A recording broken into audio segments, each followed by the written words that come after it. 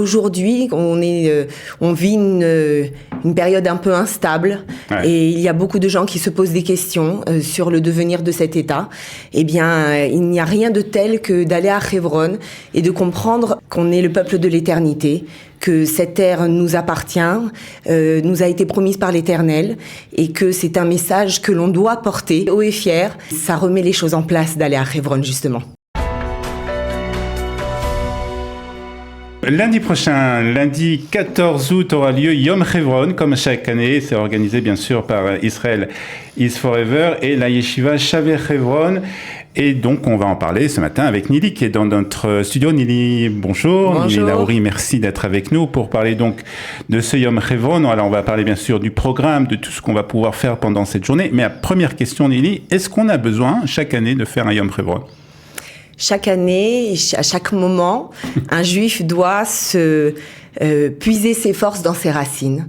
Et aujourd'hui, on vit une période un peu instable, et il y a beaucoup de gens qui se posent des questions sur le devenir de cet État.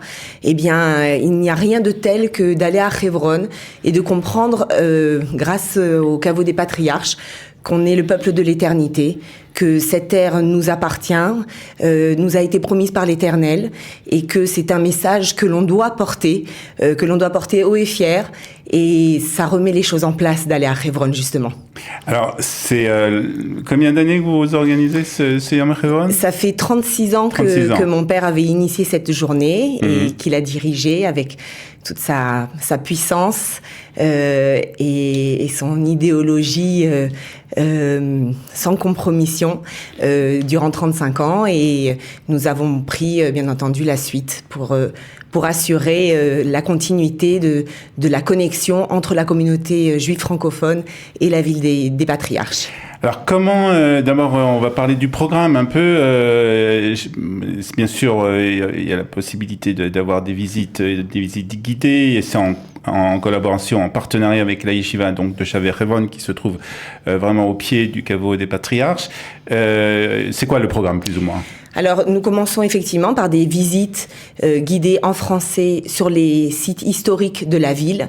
La ville de Hebron présente toute la grandeur, le désarroi aussi, et la rédemption du peuple juif, puisque elle a connu des événements extrêmement douloureux, comme le pogrom de 1929, mais elle a connu aussi la rédemption après la libération de toute la Judée-Samarie, et de Hebron en particulier, en 1967, et donc le retour du peuple juif sur la terre de ses ancêtres. Donc d'abord des visites sur les sites historiques. Ensuite, nous allons effectivement à la Yeshiva Shaver Hebron, qui est notre partenaire depuis toujours pour cette journée. Là-bas étudient des jeunes qui viennent des 4 coins du pays, et qui étudient non seulement à Hebron pour renforcer la présence juive sur place, et également qui servent tous dans des unités d'élite de Tzahal. Donc c'est véritablement une yeshiva que l'on soutient et qu'on veut aider. Nous avons notre défilé, c'est un défilé de drapeaux qui est extraordinaire en musique. Tous les participants avec des drapeaux, donc il faut venir avec son drapeau, je suppose ? On les fournit. Ah, vous les fournissez, d'accord. Donc voilà, mais celui qui veut venir avec son drapeau, Bevakasha. Et donc on fait ce défilé entre la Yeshiva Shaver Hebron et la Meharat HaMarpela. Puis bien entendu... Il y a des personnalités qui sont attendues ? Oui, beaucoup. Cette année, beaucoup de ministres.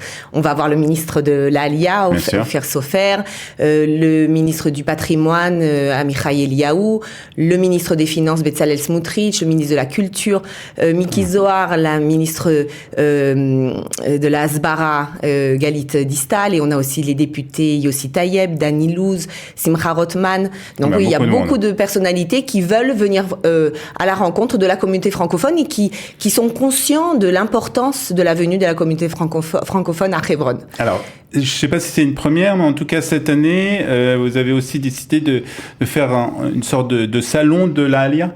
Le ministère de la Aliyah, qui depuis le début de ce mandat, du mandat de cette coalition, a vu l'importance de la Aliyah française, bien entendu est très intéressé par cette journée du Yom Chevron, où participent non seulement des olim, des nouveaux olim, des anciens olim, mais aussi beaucoup de touristes, et c'est la raison pour laquelle nous le faisons en août d'ailleurs, et donc il y a un gros potentiel d'Aliyah. Et quoi de plus hautement symbolique que de faire justement un salon de la Aliyah, et je pense que c'est une première, le salon de la Aliyah au pied du caveau des patriarches, là où tout a commencé et là où le peuple juif doit revenir. Alors, on va quand même un peu parler de ce qui se passe et on va bien sûr faire la relation avec Yom Chevron et le fait, vous avez cité qu'il y a beaucoup de ministres qui vont être présents à cette journée. C'est vrai que malgré cela, il y a encore dans le gouvernement, on voit que c'est encore difficile de faire accepter certaines décisions, que tout n'est pas aussi facile, en tout cas pour ceux qui sont du côté des partis que vous représentez, les choses ne sont pas aussi simples que ça. Est-ce que vous êtes quelque part un peu déçu de la lenteur par rapport à laquelle les choses vont? Je suis déçue, oui, je sais, puisque je connais... Plus vite que... Oui, c'est sûr. La seule chose, c'est que je connais la véritable tradition démocratique de la droite, et je connais la tradition dictatoriale de la gauche. Et effectivement, lorsque la gauche monte au pouvoir, ils n'ont aucun scrupule à faire passer des décisions qui sont antidémocratiques. Ils ne prennent pas la peine d'écouter l'opposition.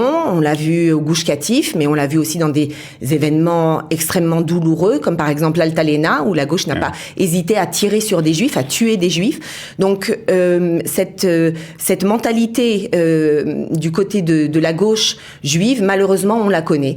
Et lorsque la droite monte au pouvoir, comme par exemple Begin, lorsqu'il est monté au pouvoir, il n'a pas voulu changer toute l'administration, il n'a pas voulu faire comme la gauche, il a voulu écouter également l'opposition et faire cas de ce que pense aussi l'autre partie du peuple qui n'avait pas forcément voté pour lui.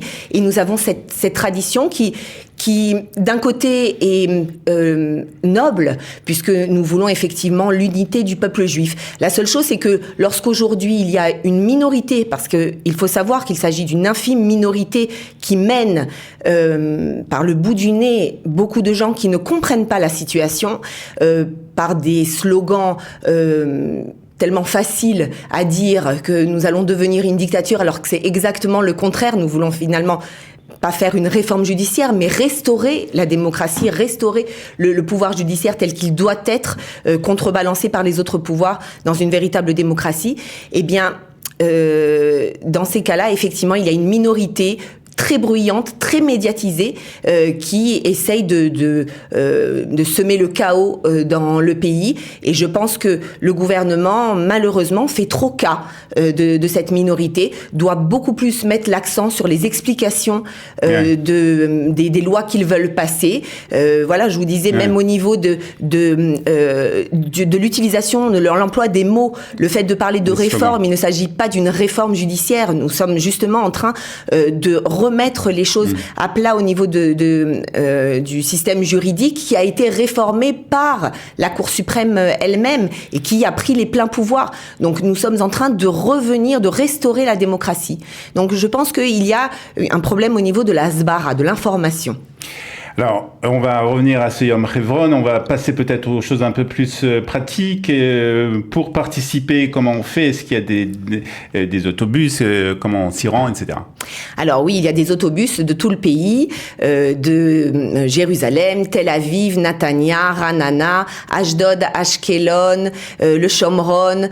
Donc d'où que vous soyez, même dans le nord, donc d'où que vous soyez, vous pouvez prendre un bus et vous y rendre. Il faut effectivement s'inscrire à l'avance. D'accord. Donc il y a un numéro de téléphone, c'est le 02 941 01 44. Il y a aussi un lien, c'est tikchak.co.il/Yom Hebron. Mais si vous allez sur les réseaux sociaux, sur Facebook, vous allez sur la page d'Israel is Forever, sur mon profil, sur le profil de toute l'équipe extraordinaire d'Israel is Forever qui organise, et vous aurez le lien pour vous inscrire. On attend combien de personnes? J'espère, si Dieu veut, le millier comme chaque année. D'accord. Voilà. Très bien, merci beaucoup Nili pour ces explications sur Yom Hebron, et puis bien sûr bonne chance pour cette journée du 14 août. Merci et puis, bien. À bientôt sur Studio Kelita. À bientôt. Merci d'avoir été avec nous.